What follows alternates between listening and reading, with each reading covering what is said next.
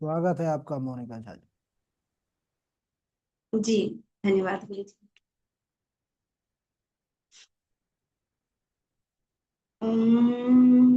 अस्मत् श्री गुरुवेभ्यो नमः।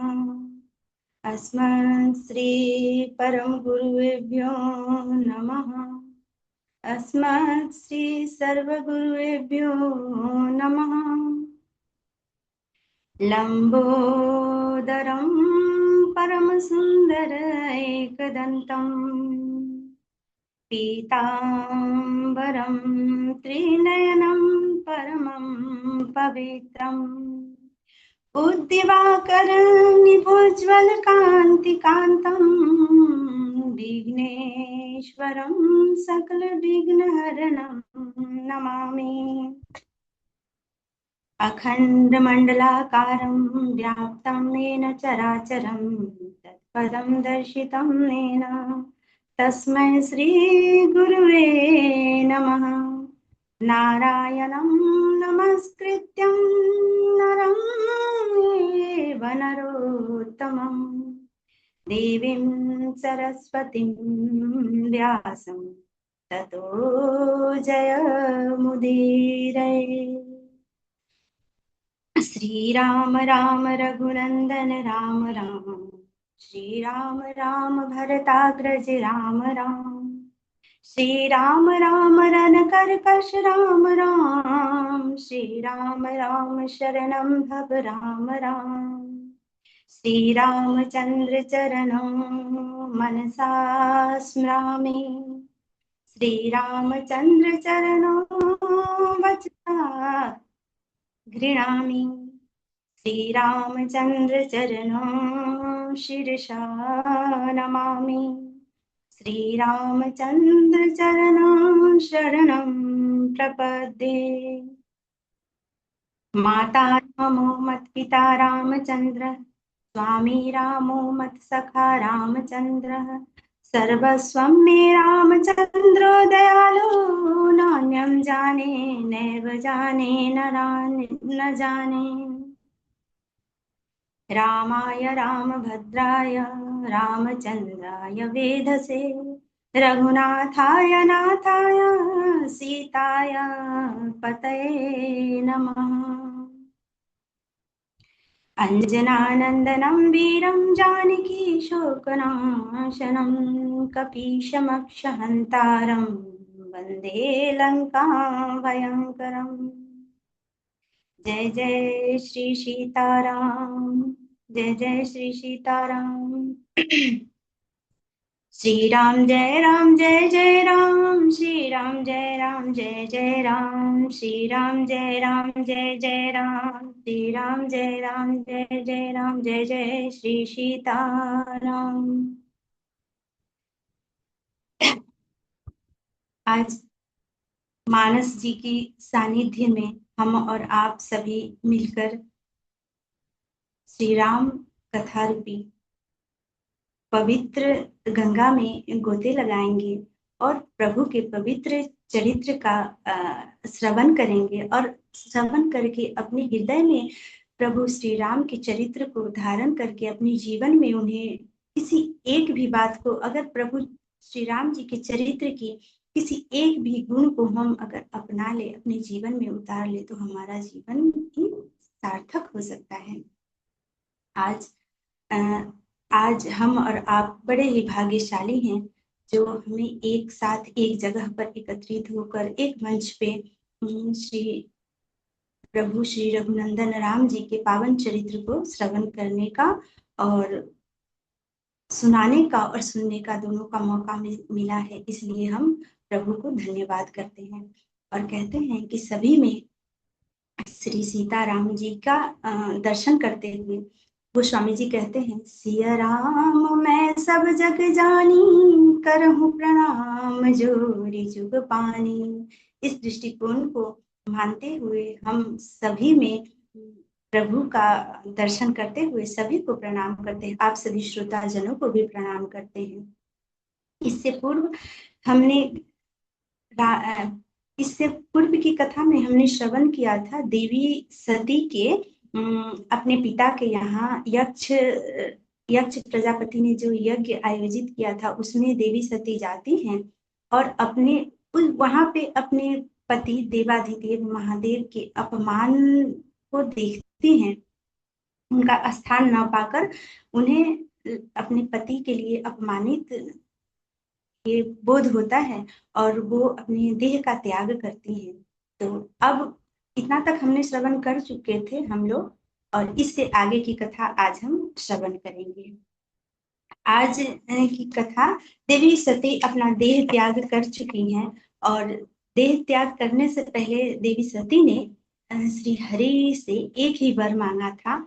उन्होंने कहा था, सती ने कहा, गोस्वामी जी कहते हैं, सती मरत हरि सन बर मांगा, जन्म जन्म शिव पद अनुरागा।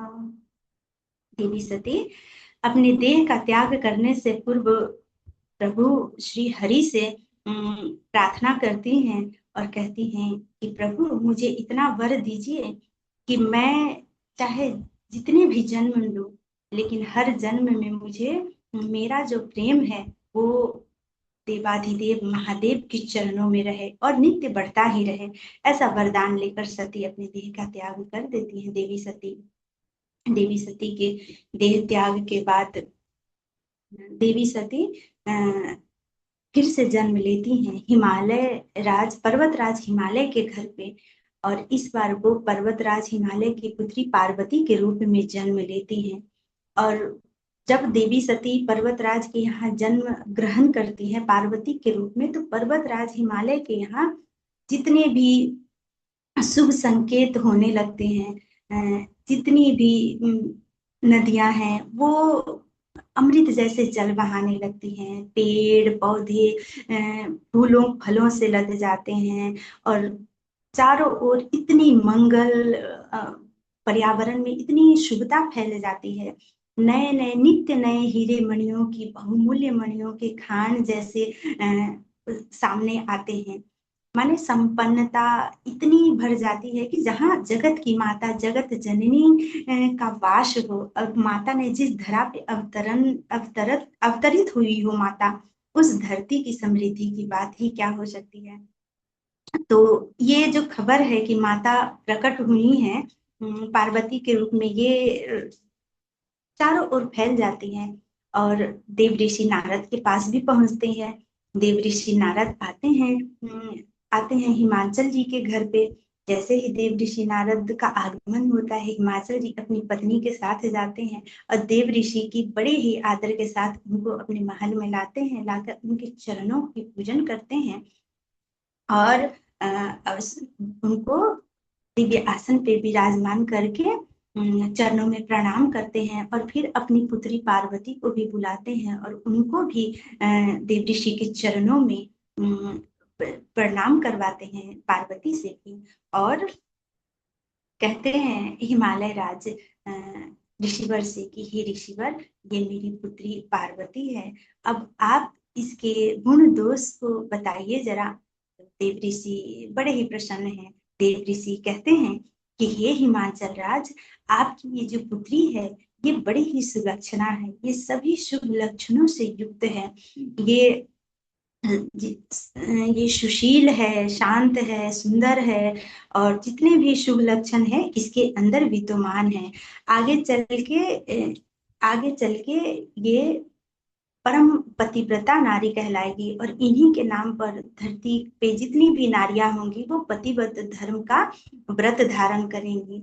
और ये आपकी जो पुत्री है ये इतनी जगत में विख्यात होगी कि इन्हीं के नाम से आप दोनों का यश बढ़ेगा, आप जाने जाएंगे। और फिर कहते हैं कि इनके जो पति होंगे ना, और ये सदा सौभाग्यवती रहेगी। ये आपकी पुत्री के अंदर गुण ही गुण है, इसमें कोई दोष नहीं है। तो हिमालय राज कहते हैं कि हे ऋषिवर, कोई तो दोष, मैंने आपसे दोष पूछा था कि गुण के साथ दोष भी बताइए। तो ऋषिवर नारद जी कहते हैं कि हे हिमाचल राज, आपकी पुत्री में कोई दोष नहीं है, परंतु हाँ, इनके जो पति होंगे उसमें कुछ दोष है। तो कहते हैं कैसा दोष है ऋषिवर? तो कहते हैं नारद जी कि आप वो जो होंगे वो मातृ पितृहीन होंगे, उनके माता पिता नहीं होंगे, और वो निष्काम होंगे, निष्काम होंगे और बैरागी होंगे, और नग्न धड़ंग रहने वाले होंगे, और उनकी ये बैल की सवारी करेंगे, और इस प्रकार से नाना प्रकार से महादेव के गुणों का बखान करते हैं। उनके मैना और हिमाचल राज घबरा जाते हैं और कहते हैं कि ये कैसा अशिव वेशधारी मेरी पुत्री का पति होगा।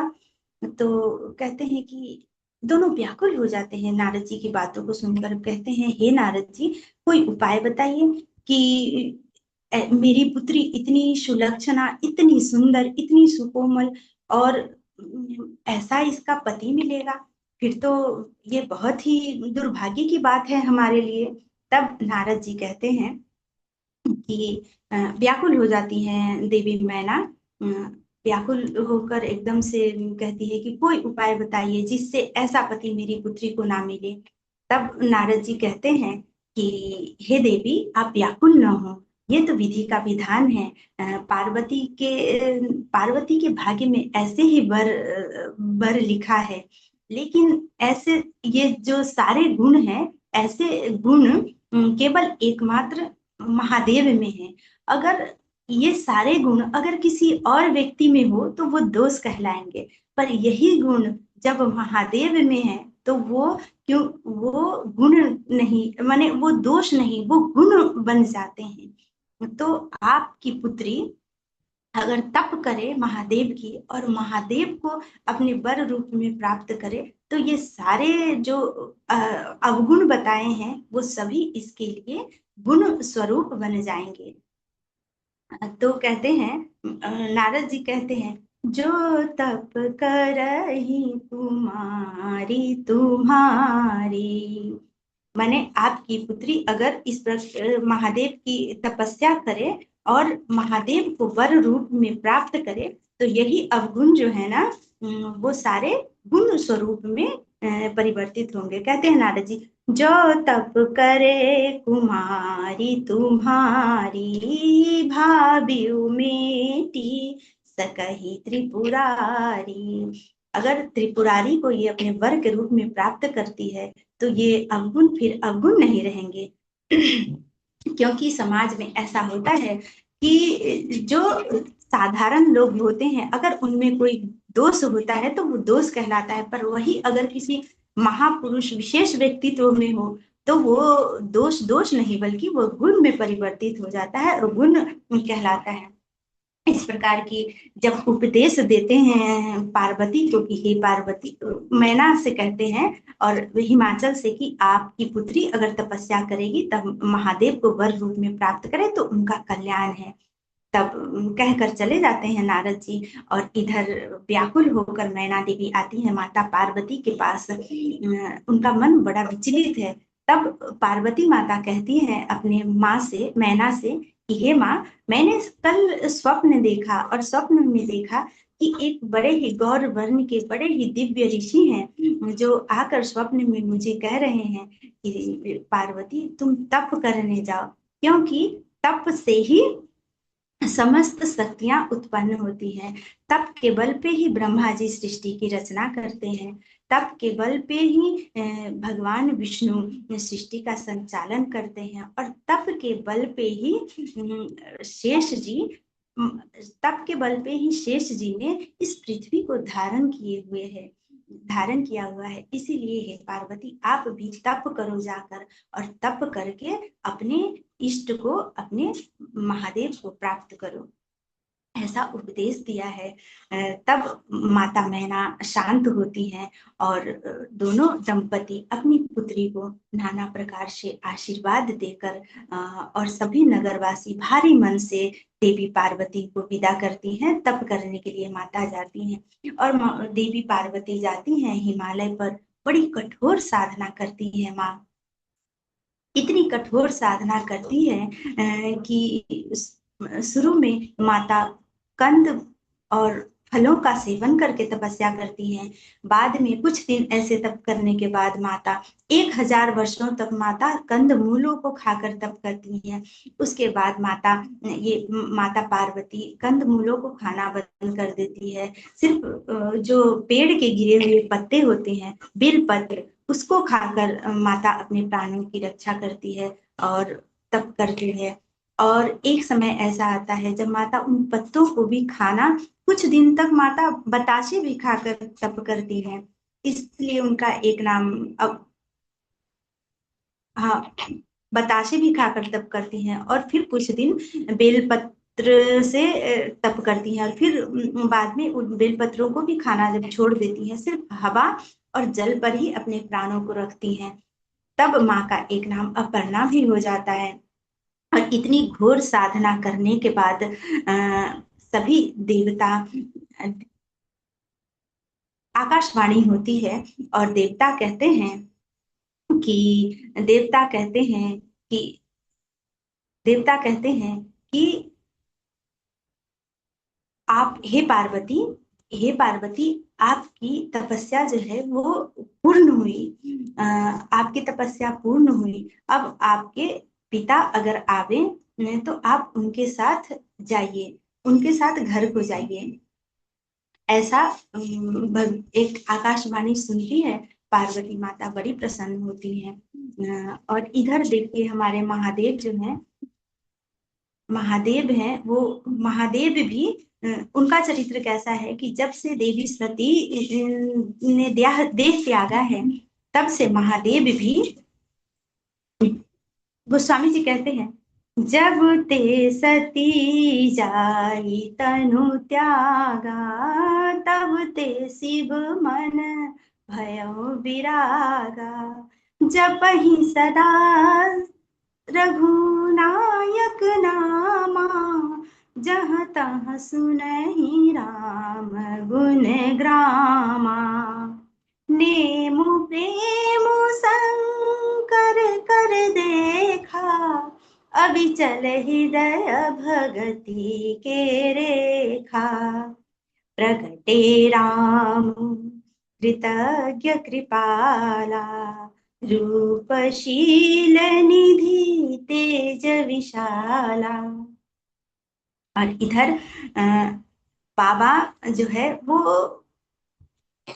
सती देवी के जाने के बाद एकदम विरक्त हो गए हैं और घूम घूम कर प्रभु का स्मरण करते हैं, भजन करते हैं, कीर्तन करते हैं। जहाँ कहीं भी राम नाम का भजन सुनते हैं, सत्संग सुनते हैं, वहीं चले जाते हैं। और इस प्रकार से बाबा तपस्या करते हैं। उधर देवी पार्वती का तप चल रहा है और इधर बाबा भी तप कर रहे हैं, प्रभु के नाम का जप कर रहे हैं। करते करते एक दिन हमारे प्रभु प्रसन्न होते हैं महादेव से और महादेव को दर्शन देते हैं और कहते हैं कि बाबा बहुत प्रसन्न हो जाते हैं प्रभु को देखकर।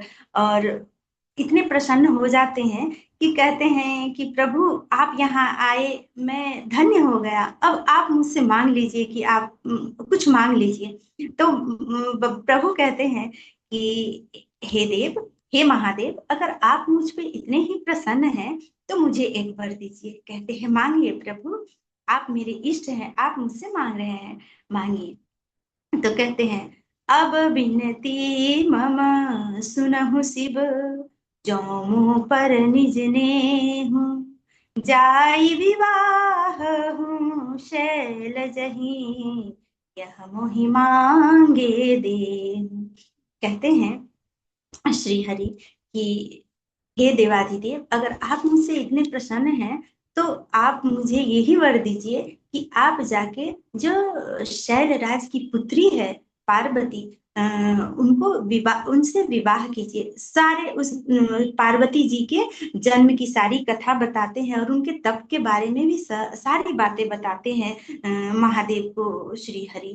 तब प्रभु कहते हैं कि महादेव कहते हैं कि जैसी आज्ञा प्रभु। यह उचित तो नहीं है, क्योंकि मैं अपनी पत्नी के शोक में हूँ, पर यह उचित तो नहीं है कि मैं विवाह करूं, परंतु आप मेरे इष्ट हैं। कहते हैं कि माता पिता गुरु और इष्ट की आज्ञा पर कभी संदेह नहीं करना चाहिए, उसे शिरोधार्य कर नेत्र बंद करके स्वीकार करना चाहिए। प्रभु, मैं आपकी आज्ञा मैंने शिरोधार्य किया है, मैं अवश्य करूंगा विवाह। और इधर महादेव सप्तऋषियों को भेजते हैं देवी पार्वती की परीक्षा लेने के लिए। सप्तऋषि जाते हैं, पार्वती जी की परीक्षा लेते हैं, और परीक्षा लेते हैं तो देवी पार्वती तपस्या कर रही होती हैं। तो उनको कहते हैं कि सप्तऋषि जाकर कि हे पार्वती, हे देवी, आप किस लिए इतना घोर तप कर रही हो? तो कहती हैं पार्वती जी कि मैं, थोड़ा संकोच करती हैं और फिर कहती हैं कि मैं देवाधिदेव, माने मैं जो है ना वो बहुत ही दृष्टता कर रही हूँ। तो कैसी दृष्टता? तो मैं जो है वो जल पे दीवार उठाने का कार्य कर रही हूँ, असंभव को संभव बनाने की चेष्टा कर रही हूँ। तो कैसे देवी? तो विस्तार से कहती हैं कि मैं देवाधिदेव महादेव को पति रूप में प्राप्त करने के लिए यह तप कर रही हूँ, जो असंभव है। और इस असंभव को मैं संभव करने के लिए घोर कठोर तप कर रही हूँ। तो ऋषिवर कहते हैं कि आप महादेव को प्राप्त करने के लिए, उस वैरागी को प्राप्त करने के लिए इतनी घोर कठोर साधना क्यों कर रही हैं? हे देवी, आप कहे तो जो वैकुंठ की निवासी भगवान विष्णु है, जो परम सुंदर है, तीनों लोक में सबसे सुंदर है, और जो लक्ष्मीपति हैं, कहे तो मैं उनको लाकर आपके सामने खड़ा कर दूं, आप उससे विवाह करेंगी तो परम सुखी रहेंगी। आप उस बैरागी जोगी पाखंडी, पाखंडी कहते हैं महादेव को, और कहते हैं उस पाखंडी के लिए इतना घोर कठोर तप क्यों कर रही हैं? आपको तो उससे कई सुंदर और समृद्ध वर की प्राप्ति हो सकती है।